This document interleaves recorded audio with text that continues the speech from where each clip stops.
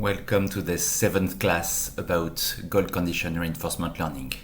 This one is dedicated to state-based goal-reaching setters. So what's again a goal-reaching setter? So here I use the template that I have shown you in the 2nd class so that you can see that by contrast with skill discovery setters, most goal condition reinforcement learning methods of this family evolve the behavioral goal distribution, so the setter is changing.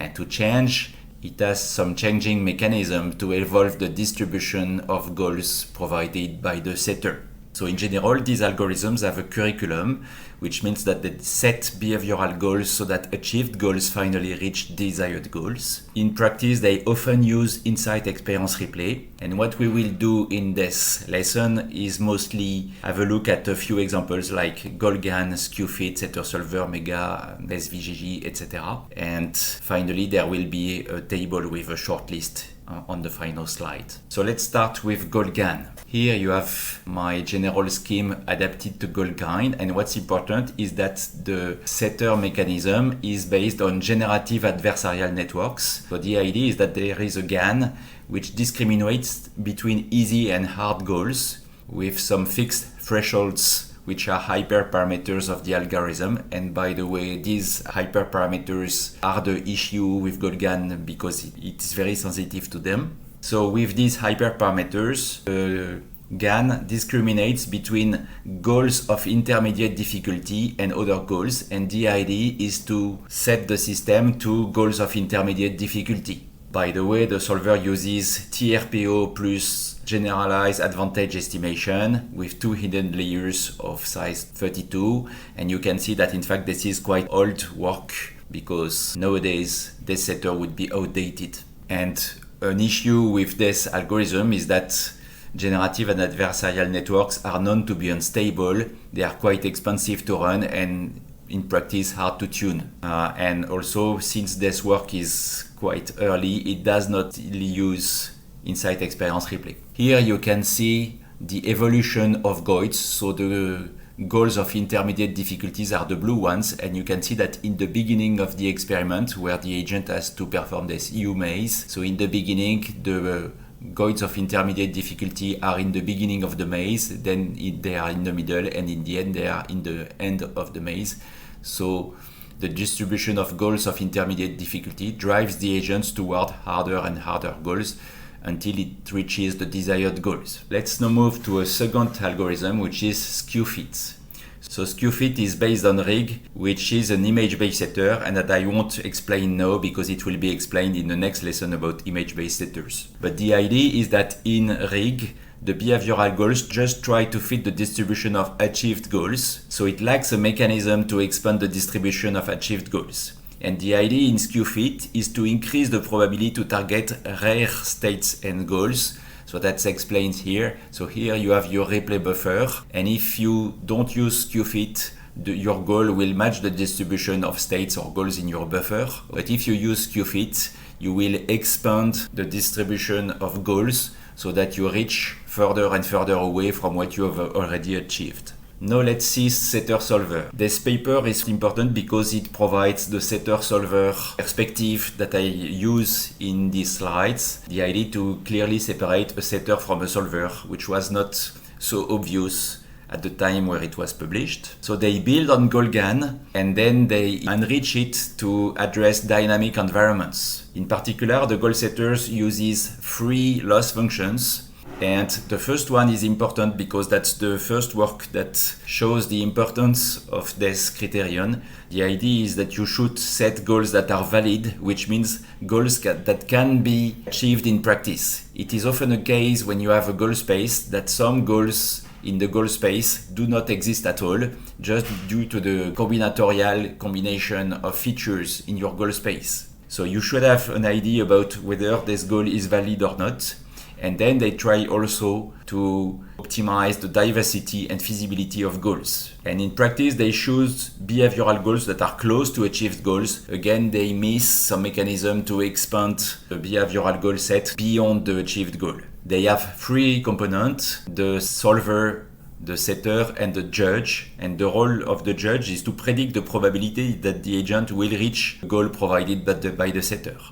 you will see that in SVGG we use this ID again and we use the validity ID too. The weakness of setter solver is that it uses an invertible network, which is called the real valued non-preserving network, to map from the latent to the goal space. And in fact, this kind of invertible network limits the modeling power and can be problematic in case where you have discontinuities between the goal space and the state space. Then let's have a look at Mega. First, have a look at this figure that is in the Mega paper and that explains the idea of behavioral goals and achieved goals quite efficiently. So here you have the distribution of desired goals with the dotted lines. Here you have the distribution of achieved goals, and the dotted points corresponds to the behavioral goals. What matters is how you set your behavioral goals. And in the initial algorithms, such as Insight Experience Replay, you set your behavioral goals corresponding to your desired goals directly. And what happens is that in fact your achieved goal distribution won't meet your desired goal distribution, so you will never make progress towards the desired goal.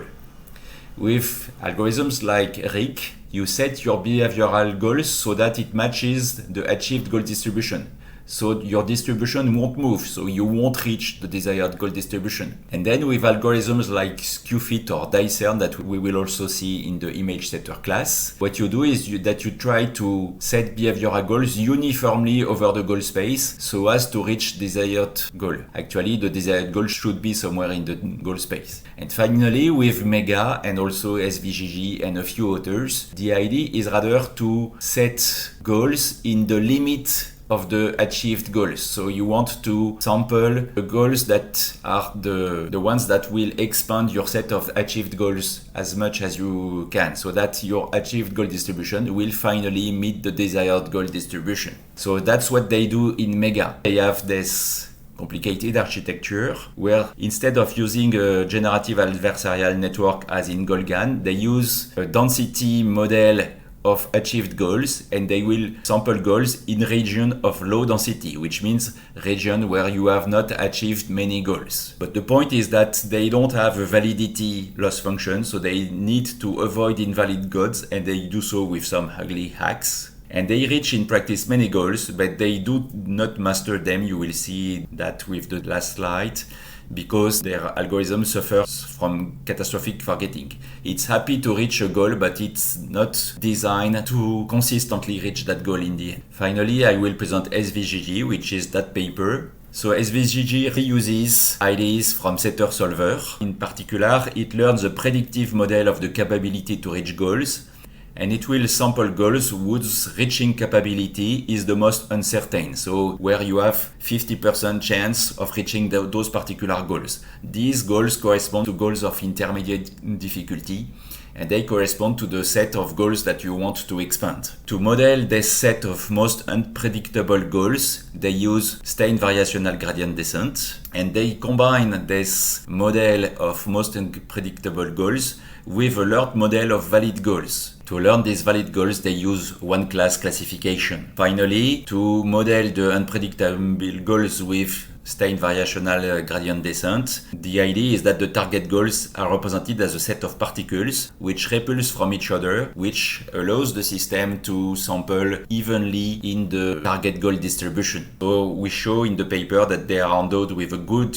recovery property, because if some area changes, the particles will go towards this area to discover new things. So the architecture is as follows. Again, you can recognize here the part with Insight Experience Replay. And we have this idea of a module predicting goal-reaching success, which provides goals that will be sampled by the setter. So we use the goals of intermediate difficulty ID. We use Stein variational gradient descent, which is this paper, to approximate the goal distribution with particles. We use DTPG as a solver, and we use Insight Experience Replay to accelerate the solver convergence. Here, an image to show how those different algorithms perform. So here you have just a random setter that sets goal according to the current achieved goal distribution. Here you have GoalGAN, here you have Mega, and here you have SVGG. And you can see that just sampling randomly from the achieved goal set gets stuck. Okay, you'd never discover the latter part of the maze. You can also see that in general the achieved goals here are more spread than the behavioral goals, and you can see that SVGG has a better coverage of the achieved goals. And most importantly, here you have the final performance on this algorithm on reaching final states, and you can see that here you don't succeed at all to reach those particular states.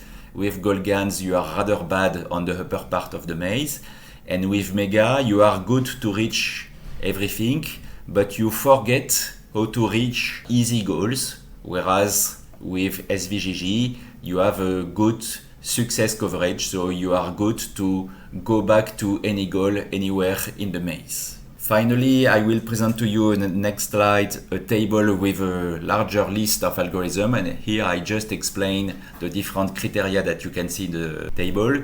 So there are first the evaluation, which is on which set of goals is the agent evaluated. So there are algorithms which just sample a single goal, so the agent must reach that desired goal, and it's generally a hard goal. It may need to reach some desired final distribution, and of course the single goal case is a particular case where the final distribution is limited to 1 point. But there are some algorithms where the agent just tries to reach a current distribution and there is no final desired goal distribution. And finally, there is coverage where the agent must reach as many goals from the goal space as possible. That's the case of Mega, for instance. And this is in contrast with skill discovery agents that we have seen in the previous class, where the criterion is often coverage, but the evaluation relies more on some downstream task, which is not the case here. We are interested in reaching the goals just with some success. The other point is that there are different types of setter, and I will just explain the 4 most important ones. The first one is the achiever, when you want to expand the behavioral goal distribution to go beyond the achieved goal distribution. We have seen many instances on the previous slides. There are also some insight experience replay based setter mechanism. We just use insight experience replay with the relabeling mechanism rather than a curriculum, but there is at least one system that uses both. You have learning progress based setter, which sample goals based on the learning progress of different goal regions, and there is one particle based mechanism which evolves the goal sampling distribution as a set of particles, and you have recognized SVGG that I have just explained. So here is the final table. Again, this table is far from complete. Okay, it could be updated with more recent work, and you will have the references just below. That's it for that lesson, and here are the references.